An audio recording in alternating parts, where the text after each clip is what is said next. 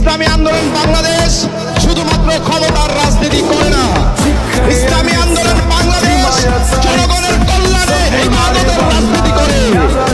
আমরা দেখেছি 24-এর গণঅভ্যুত্থান পরবর্তী সময়ে এদেশের যারা ক্ষমতার রাজনীতি করে তারা মানুষের ঘর বাড়ি দখল করেছে, অফিস আদালত দখল করেছে, টেন্ডারবাজি করেছে, দুর্নীতি করেছে। আজকে সময় হয়েছে জনগণের পাশে দাঁড়ানোর। জনগণ তাদের থেকে আশা হয়েছে। এই জন্য প্রিয় ভাইরা, এই যে 24-এর গণঅভ্যুত্থান হয়েছে, আমরা দেখেছি ছাত্র জনতা জীবন দিয়েছে।